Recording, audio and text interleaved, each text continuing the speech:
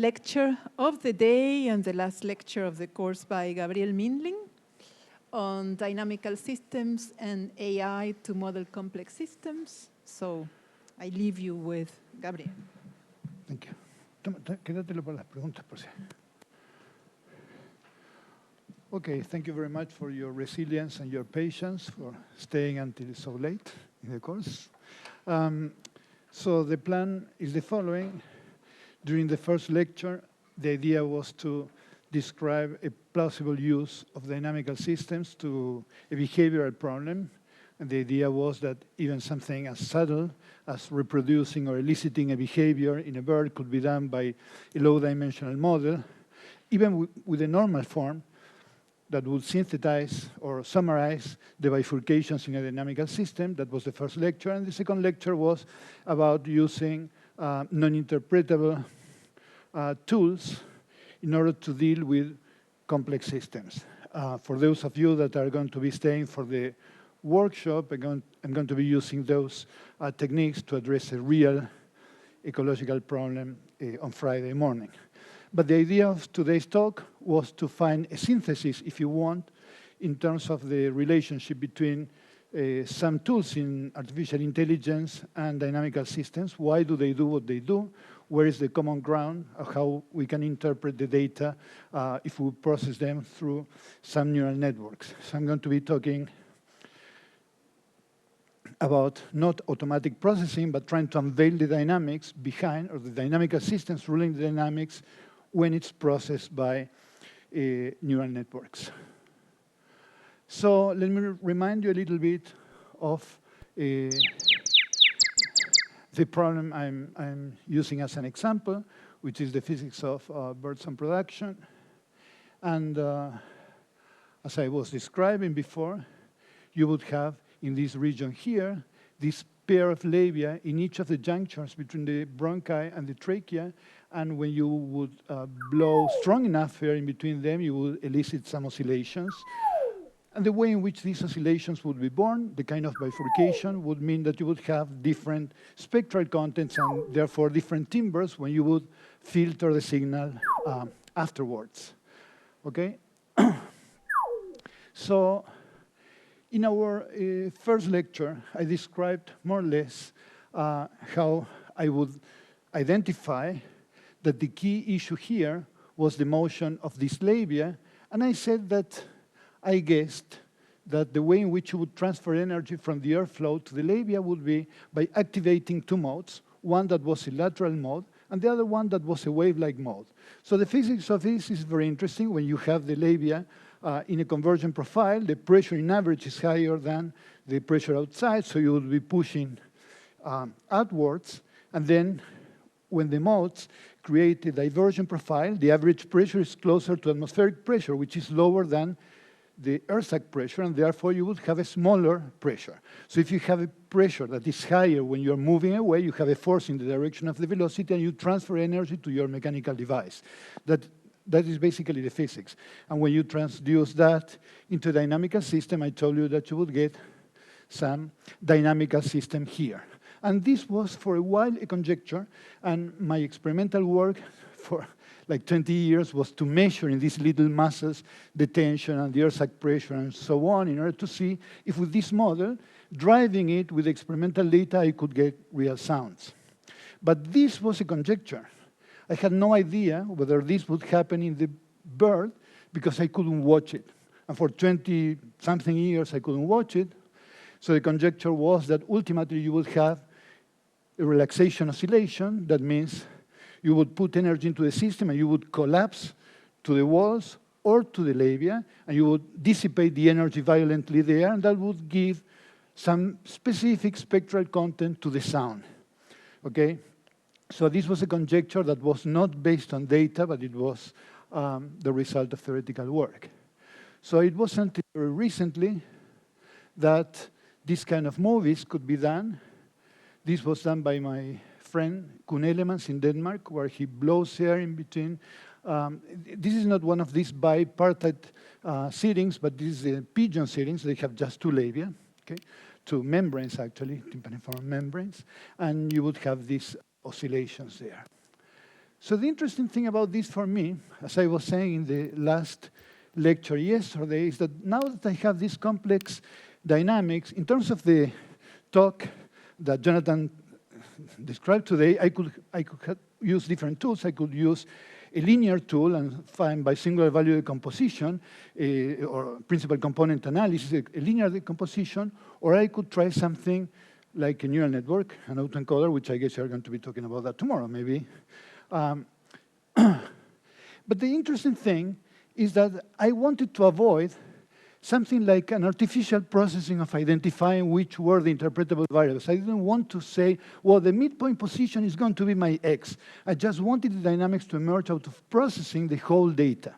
Okay? So interpretable data would say, well, from this movie, I claim that the dynamics of this point is the one variable that I need. So this is the conceptual thing of how to link the first lecture with this. You are the person that says, this is the variable that is important. What dealing with neural networks and artificial intelligence means processing this in a way where your prejudice doesn't come into the picture, and you want to unveil this out of the data itself. So now the question is, can I get the same kind of information and realize that I have a relaxation oscillator, not by plotting this variable, but emerging out of the automatic processing of the data? So as I described in last lecture, the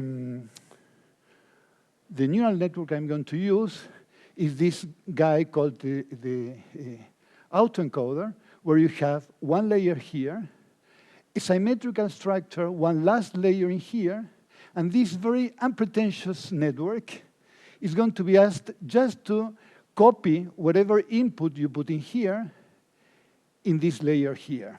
Of course, the interesting aspect of it, so what you want is that if your input is some matrix where the height and the weight number of pixels coded between 0 and 226, if it's in black and white, is reproduced as good as possible here.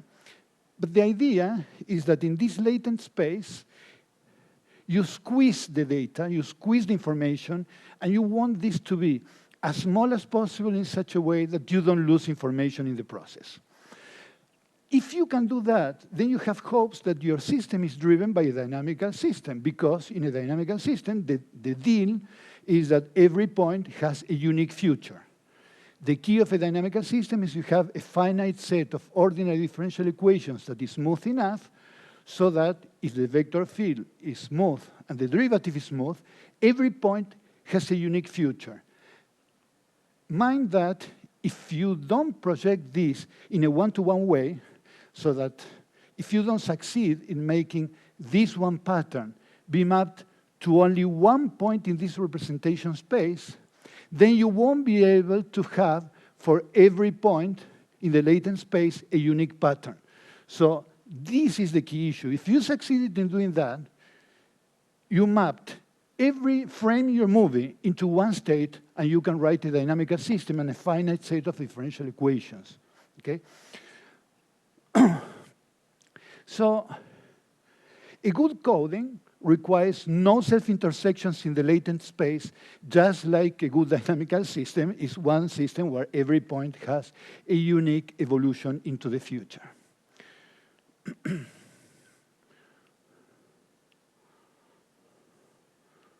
Okay. Okay, so this is the result, the typical result when you train this network using what we discussed in last class, backpropagation. That means with an initial guess of parameters in here, I put whatever image, and I will get garbage in here. But I will compute the difference between garbage and what I expected, and I will use this difference to evaluate, in terms of the output at each level and the values of the connections, this delta Wij that we computed yesterday, using the chain rule. So I do it once over and over, okay, once and again, and this is the typical training picture that you get when you train a neural network. You have your error here, at the beginning of the process. And then what you get is that when you are training it, one epoch after the other, in each one you are correcting the weights in the network, what you get that the error is getting smaller and smaller. Of course, no one told you what this dimensionality should be. If you do it putting only one neuron in the latent space, you would get an error. If you put two neurons, you would get a smaller error. And in this very simple problem, if you put 3, 4, or 5, you won't get an improvement. What tells you that maybe 2 is good enough. Okay? So the general idea is you do this for your data, you train the parameters, and this is an important aspect. Always when you have data, you separate the data into a training set and a piece of the data to keep it for yourself, because you want to know if the parameters that you use not only train the data that you used, but allow you to predict good results for the data you haven't shown in the training process. This is crucial, because if both things go hand in hand, means that your network was not only a fitting procedure, but a useful device to predict new results. It is like when you study for a midterm and you practice with many examples and you just learn by memory, and then when they give you a new example, you cannot solve it. So good learning means that you use your training set to derive some abstract rules that would allow you to solve new problems that you weren't exposed to, okay? So this is exactly the same.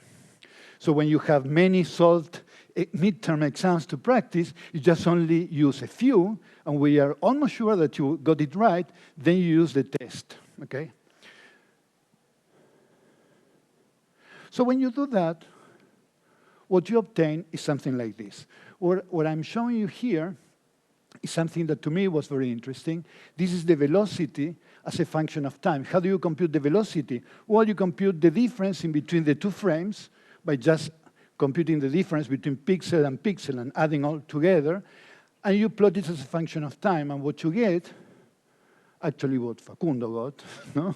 This was you, I think, this was you, is that you have some fast values, slower values, fast values, lower values, and then you repeat again.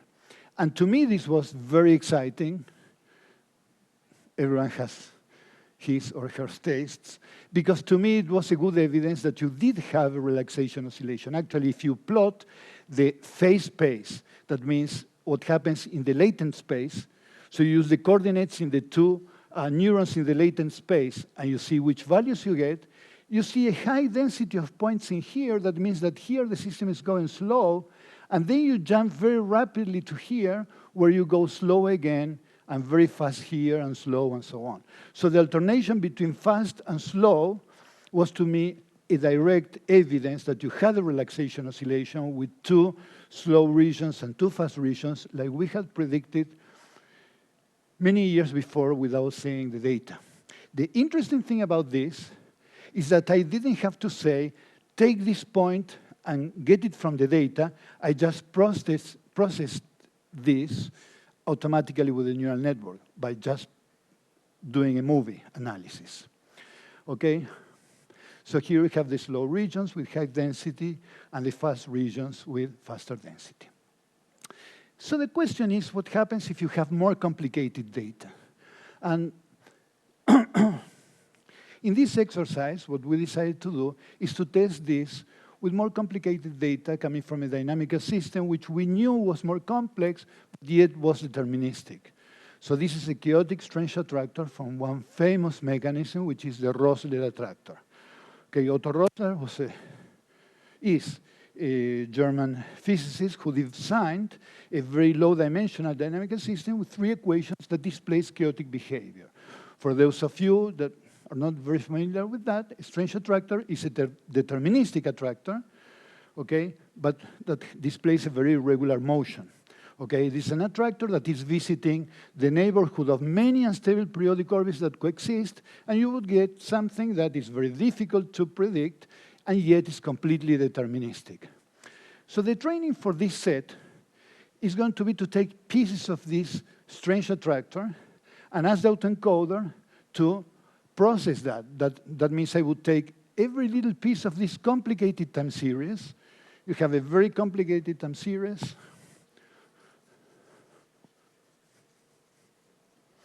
And you would get tiny pieces of it. And you would like the last layer to copy this little piece. And then you would take another one, and you would like the autoencoder to process it. And for every segment, you want to have a low-dimensional representation, a summary of all this complicated time series. If you do that, the question is, what kind of object am I going to get in here? Because chaos is something very interesting. You think it's very complicated because you cannot predict, but it's completely full of structure. It is not that every segment does whatever. You're not using dice to see where you go. It has a skeleton of unstable periodic orbits that leaves their fingerprints in the strange attractor. So every segment has a particular logic, particular topology. Actually, what you can do is when you get your strange attractor that looks something complicated like this, and then comes like this, and comes like this, and so on, you can take segments that are good approximations to periodic orbit of this beast, and you will get, for example, things like this, and things like this. Little curves that are knotted and linked in the phase space in very specific ways. So it is a strange attractor, it's very chaotic, it's complicated, but the idea is whether what you will get in the middle keeps the same logic or not. Okay. So if we do the same exercise of training, you compute the least square error for different latent space dimensions. And here it's interesting, 3 is the minimum number of dimensions where you don't see further improvement if you keep on training. So let's try to see if a 3-dimensional representation is fine. And yes?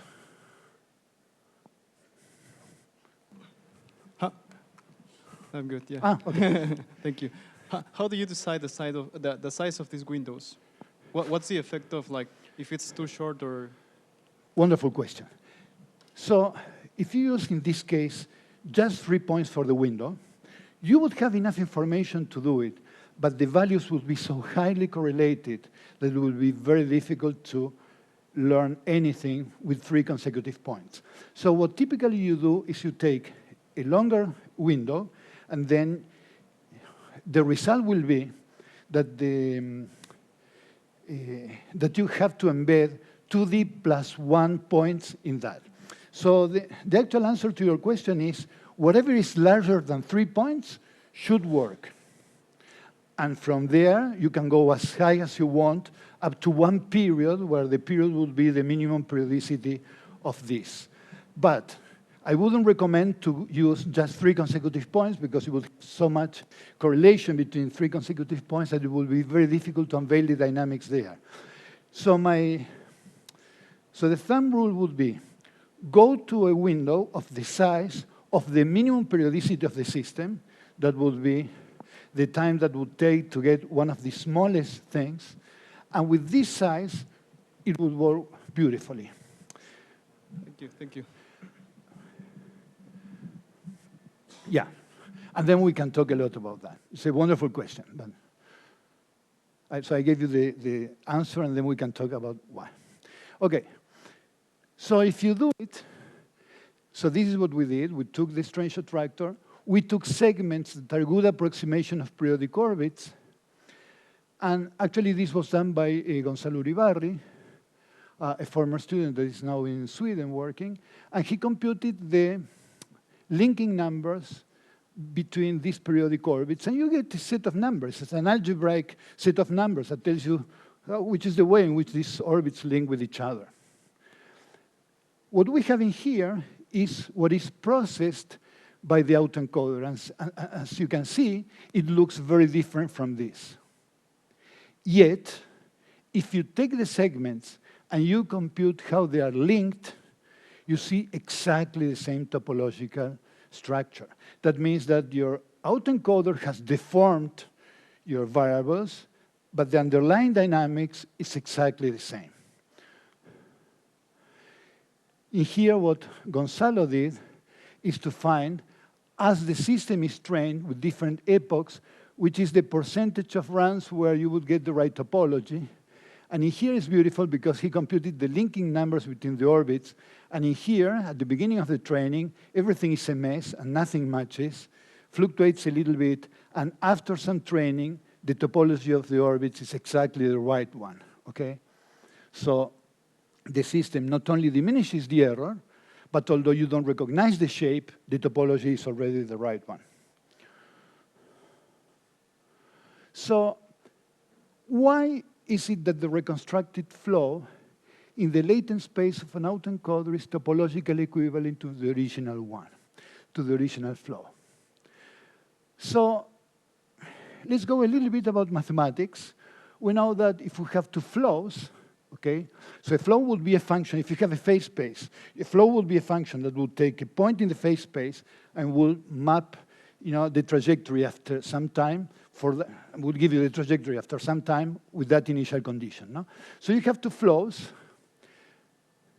between two spaces.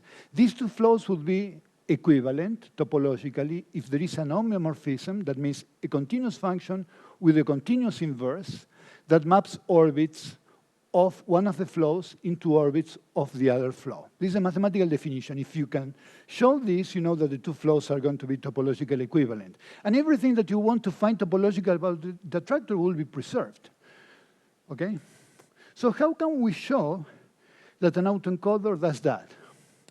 So there are many things in an autoencoder that lets you think that you're very close to having an homeomorphism because, first of all, you have a continuous function that is the encoder. That means the first part of the network that goes from the input image to the latent space.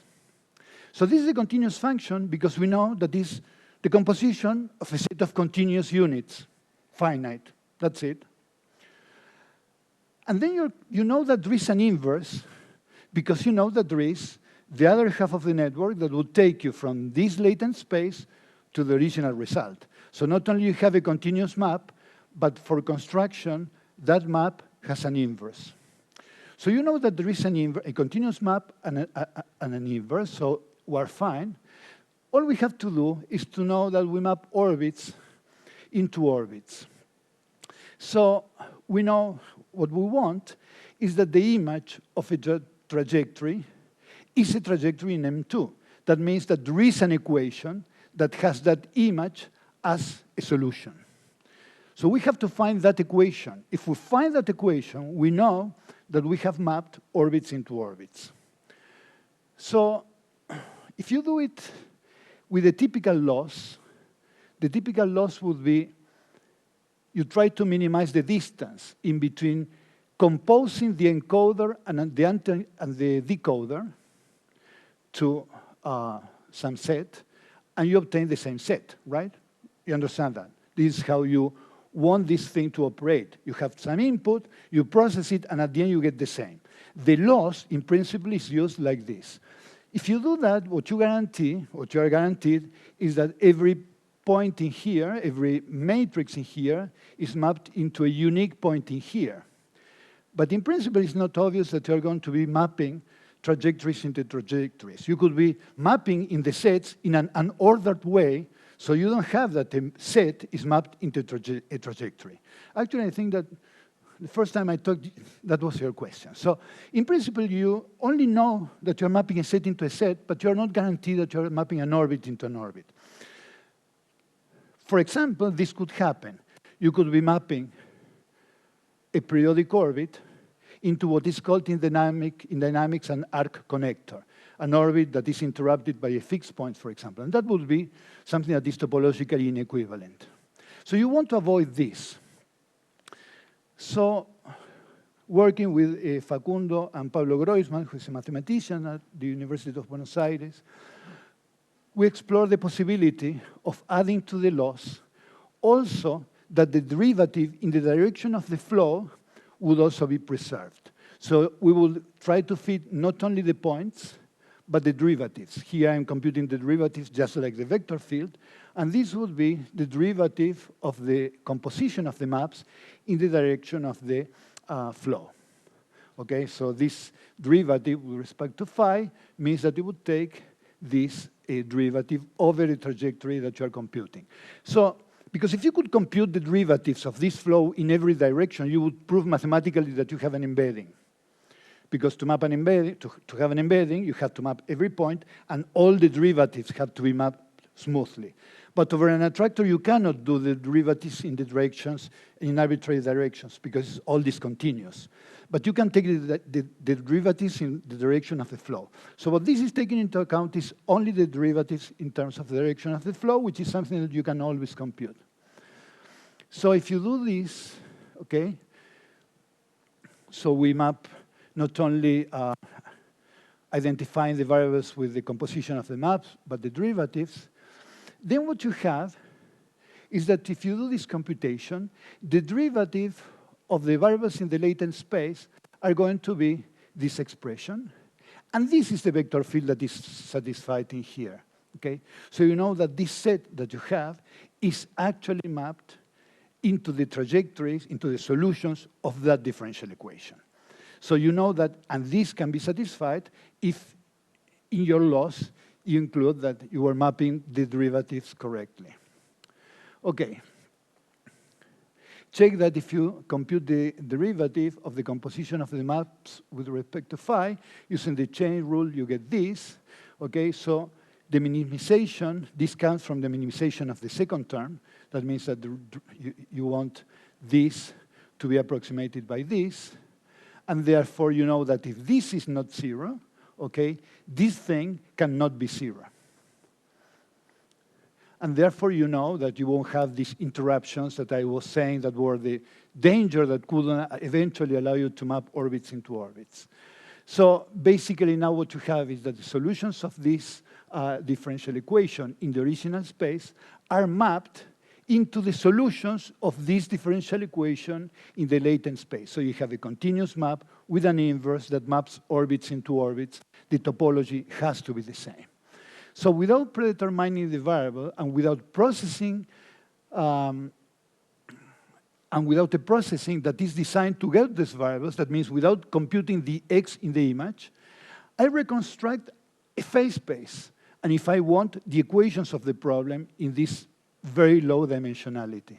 The structure of the reconstructed flow informs on the dynamics of the original phase space. Yeah.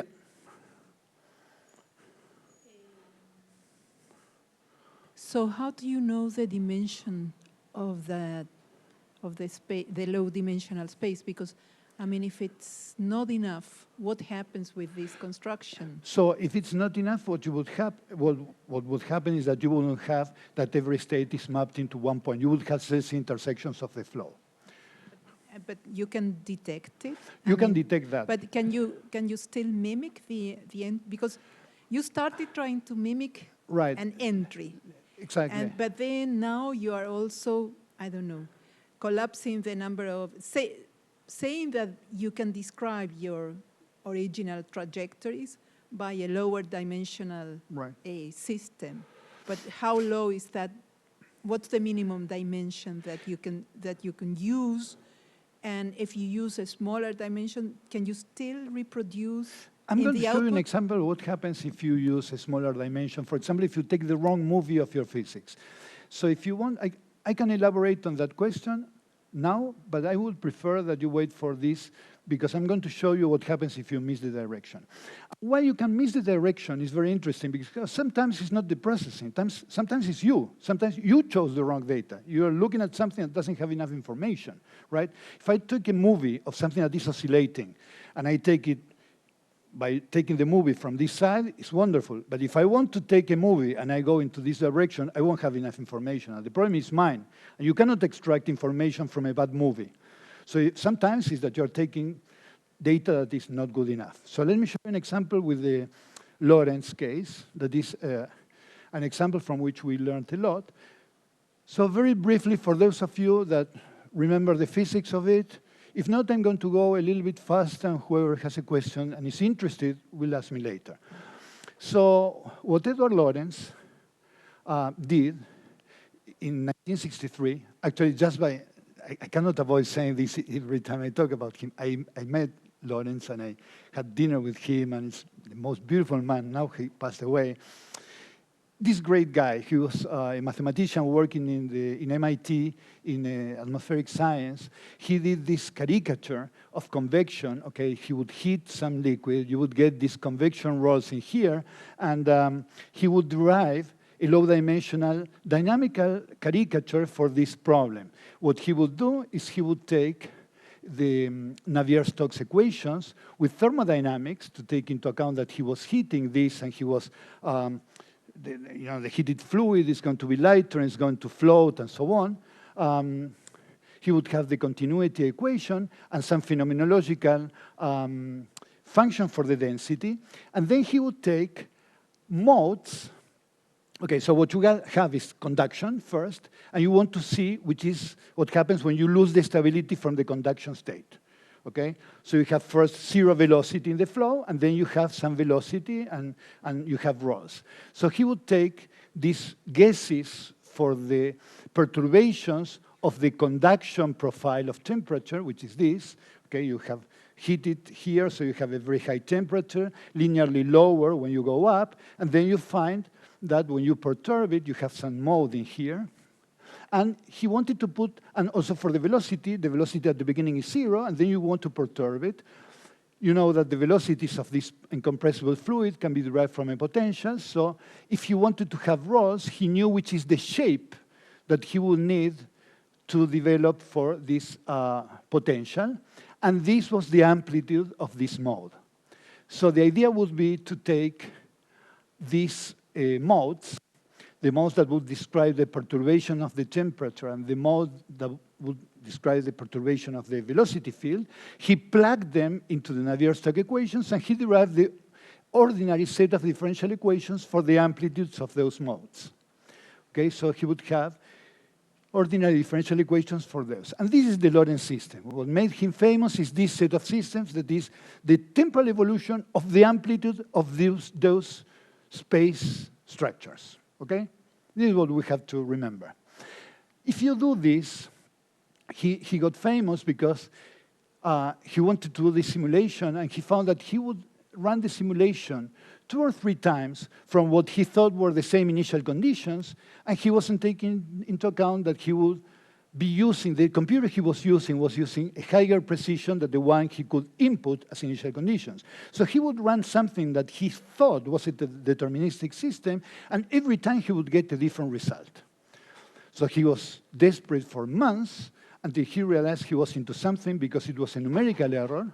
This was the time where a mathematician in MIT shouldn't be working in numerical work, so he was really worried he would lose his job, but he was very courageous in doing that, and he opened a whole field of research with this mistake. So this mistake made him very famous. And this is, in phase space, what happens with the Lorentz attractor. And again, this has a very well-organized topology of orbits, which is different from this organization of orbits in the Rosler system. For example, in here, you would have one periodic orbit that is not linked to the others, and then you would have an unstable periodic orbit, which is a period 2, which is not linked to either of the 2 orbits, while in the Rosler system, they are linked. So the topology is different. That's the only thing that is important here. Now, if you take a movie, and this is a movie that Facundo did by integrating the system, and you want to do the same procedure that we had before, and you process the movie, so you ask all the time the same things, right? That the input is equal to the output, and you want to see the projection here, you get something that looks similar. Looks very, very similar. Very similar in terms of the organization of the flow, right? You have going around one point or the other. But here there is something strange, that if you look at the way in which the error behaves as a function of dimensionality, it looks like if you can embed it in 2 dimensions. And the problem here is not your processing. The problem here is that the two-dimensional image of only the temperature doesn't have enough information of the three modes. This is for the way in which the variables are mixed up in the differential equation. So what Facundo did in here was to process two movies simultaneously, one for the potential of the velocity and the other one for the temperature. Now the movie, the complete movie that has like two parts, one part with the temperature, one part with the field, is processed, and now what you find is that the dimensionality, do I have it in here? No, I don't have it in here, sorry. Now that the dimensionality is not 2, but is 3. I don't have the plot. But 2 is not good enough. You have to go to 3, and in 3 you get flat. If you go there, it doesn't matter how you rotate it, you won't have self-intersections. But if you did it with 2, you would have that in one part where the flow should go one on top of the other, they are projected all together. If you compute self-intersections of the flow, you would find many regions in phase space where you would have points with two futures. Okay? So, if you do it with a complete movie, you would get, again, now that the topology of the orbits is exactly the right topology. So, sometimes it's not your processing. Sometimes it's you. Sometimes you're using data that is not enough in order to obtain your results. Okay? Okay. Now, an open mathematical problem. If you do the same kind of processing with a recurrent neural network, you also get very interesting things. So here is a time trace, okay, a temporal trace. And in order to process this, I'm not going to use an autoencoder, which I could, but I'm going to use a recurrent neural network. So recurrent neural network is something that is designed to deal with time series data, okay? It is not a feed-forward network strictly, okay? But what you do is take an architecture where the outputs of the time series are affecting the inputs of the nodes. That means you take a structure, like here you have some set of hidden units, and you iterate it over and over, and in each iteration you are putting a little piece, a little segment of your time series data, and after any iterations in here, you want to predict an output here. So the input consists of an ordered set of data, which is recurrently fed into the network. You could make an analogy with replacing this recurrent structure with a feed-forward network, where each of these things is a copy of the same system, okay? And the number of recurrences is the number of copies that you use. The advantage of doing that is that you can use backpropagation to train this network, okay? So you unfold the iteration as a copy of the layers, receiving the updated entrances, and we get a familiar architecture. So these are very successful in reproducing the dynamics. Where are they hiding what I get when I find the flow of the differential equation? So the answer to that is that if you plot what happens in the set of units that are the, they're not called hidden units, they're called, they have a nickname, but the number of units of in the recurrent network, let me call them the hidden units. Then if you process it exactly like what we did with the Rosler system, again you get that if you use these segments little segments to train the data, you get a topological structure that has exactly the same topology as the flow. In this problem, neither myself nor anyone else knows why you have that the topology is preserved. So probably there is an argument that is similar, probably there is a proof that is similar, we still couldn't figure it out, okay? But phenomenologically, what we observe is that the topology in the hidden units of a recurrent network are preserved. And as I was telling you before, recurrent networks are just something that when you put a little bit of attention into it are transformers. So this is a very interesting thing. You know, the capacity of unveiling real physics behind the architectures that drive ChatGPT and so on. So the picture that is coming to us is that it doesn't matter where you're using the complete processing of images. It doesn't matter if you are using segments of temporal traces. It doesn't matter if you are using recurrent networks.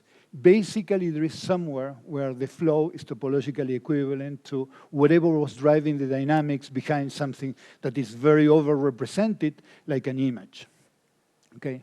So the picture that is emerging is that the neural networks used in different implementations in artificial intelligence projects do recreate the original flow of the dynamics. So it's not only a very compact way of compressing information. It's a direct way of compressing information that preserves the physics that is behind that, even if we don't know what the variables mean. I think that this is very exciting and very deep, very interesting. So in other words, artificial intelligence works because it's reconstructed somewhere the actual dynamics that is happening. So in this course, what I wanted to do is bring to your attention that, in my opinion, whether you're using intensively these artificial intelligence techniques or doing a more traditional approach of trying to understand the models, is a very deep and serious question that has very profound impact in the way that you will do your science. You can do it trying to interpret your data afterwards. You can do it blindly. It is very tempting. You can solve very complicated problems, but they are very different. In principle, they can be very different ways of doing sciences. Deep down, I think that there is a deep connection between them, which people doing this is not exploiting. So people doing this many times are computer scientist people that don't know the math that is involved, don't know the physics that is involved. Doesn't imply that they cannot do the work. They can do it wonderfully, but they are not interpreting the results. So we're going to see in the same playground where we used to be alone, a lot of new players that have no idea of what's going on in here. And they don't care, what is the most important thing. So I hope that in this course we've seen that actually they are quite balanced and they should be and could be integrated in a very natural way. And I would encourage you to do so in your research. And that is all I had to say. Thank you.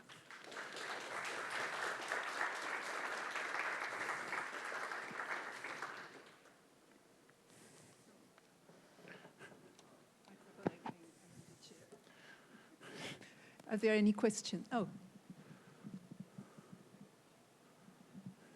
Yeah, no, I think it works. Thank you so much for this last lecture, Gabriel. It is very, very interesting. I was wondering on this interpretability and the specific systems in which you are at the same time generating the input of the data, and you kind of know what are the variables that you would wish that they were being captured there. Right. Could you instead of doing an encoder-decoder architecture, could you just do the encoder and put the loss function in the three variables to reproduce the ones that you wanted before? This is a beautiful question because, yes, you could. And one thing that would be very interesting, or is very interesting, if you suspect that there is some physics going on, you can put that the loss includes, for example, the departure of what you are getting from the departure of the difference between the equations and the vector field, for example. And you can try to train the network in such a way that you fit the parameters and see whether you can unveil the physics by trying to reproduce in the latent space the dynamics, for example. And that would be a very smart way of unveiling your physics. The one problem that you have, though, is that since the variables can be deformed, then, I mean, you could be satisfying a dynamical system, but the system is choosing naturally variables that are not the most obvious representation of the data. So it's not like something too automatic or too trivial to do. But I love the idea. And it's a wonderful way of unveiling the physics behind a complicated dynamics like a movie. Yeah, I like that a lot. Another question. Yes. So when you encoded the bird movie, so it was a whole movie, right? Yes. So you have the time. Exactly. And also the exactly. pictures. So every frame, exactly. So every frame was asked to be reproduced, and I had many frames, and the training set was the train of all the images that constituted the movie. And I had like... And the output also has to be in the same order. So you cannot mix the input images? Well, this is a wonderful question, because I'm not sure. I'm not sure. Because I think that when I do it, I order them, and I have it in the right timing. But I'm not sure what would happen if you have it out of order. If you scramble them, yeah, that's interesting. If you scramble it, I don't know. Because when you... Right, exactly. So in your batches, I think you have to have them ordered, at least in the batches, right? Then the different batches could be out of order, but the batches that correspond to what would be an embedding, I think they should be ordered. Okay. Yeah, great. yeah. Thanks. Some other question?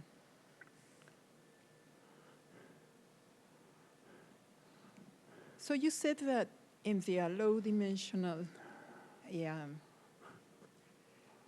manifold, or however you call it, where you are like encoding your observations, that you could like naturally fall into some parametrization of your equations that do not correspond to the ones that you would have put initially based on physics if you had a model of but you can enforce that, like put You could. and wouldn't you then, with the learning, force the system to use the parameterization that you can interpret or something? So I think that you could. If in your loss function you put the difference in between the derivatives of the variables and the vector field, then you can force the system to try to fit that.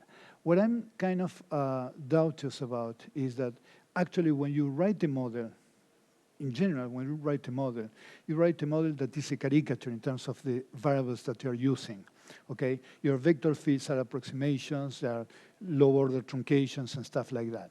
And that for physics is okay because we're used to just requesting that the topology of the solutions is preserved. Now, when the system is blindly trying to fit this, those nonlinear transformation between the variables can be a mess.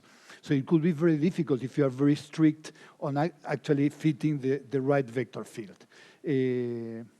So in that regard, I am kind of pessimistic that it shouldn't be trivial. Yeah, but the physics-informed neural networks right, but do that in some sense. Yes, but usually they are not applied to real data. They are not used for real data. If you do it with a simulation, it works with no problem.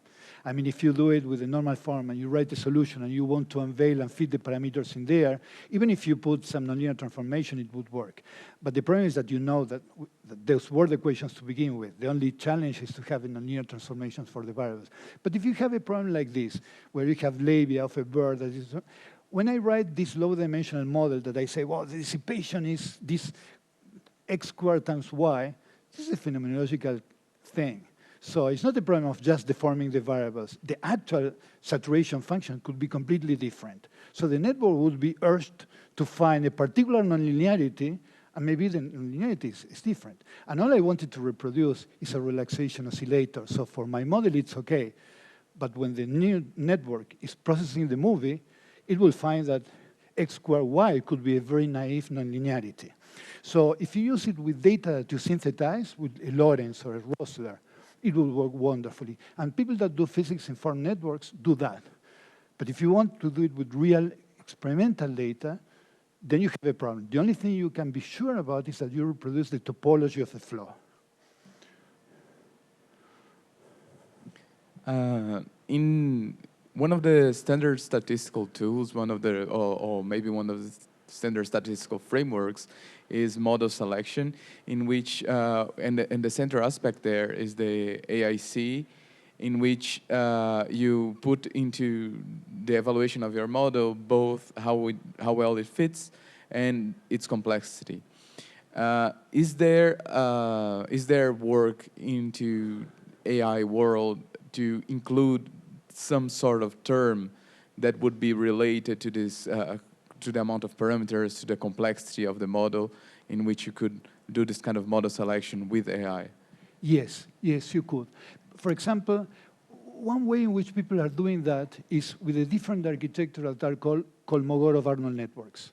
And this is a beautiful architecture I didn't talk about, where instead of like a multi-layer perceptron, instead of just fitting the weights between the nodes, what you do is you use the theorem by Kolmogorov and Arnold that tells you that whatever function of many variables will be the sum of functions that are sum of functions of only one variable. And then you translate that into a network, and what you fit are the functions that you put in the connections. When you do that, you can do a training to try to unveil, for example, the equations of the vector field. For example, you have, in our problem, you have variables x, y, and z. You have some layers of 7 units in here, and you want to find, for example, x dot. And in here, what you're going to be finding are all the functions of the theorem of Kolmogorov-Arnold.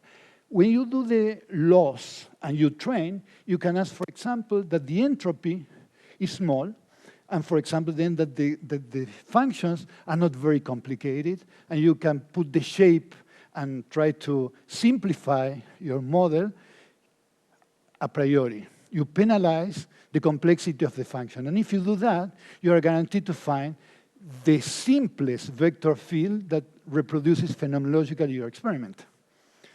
That would be a beautiful way of doing that. This is not very published. I mean, the Kolmogorov-Arnold networks were published last year, mid-year, has like 1,000 quotations. The preprint is still not published.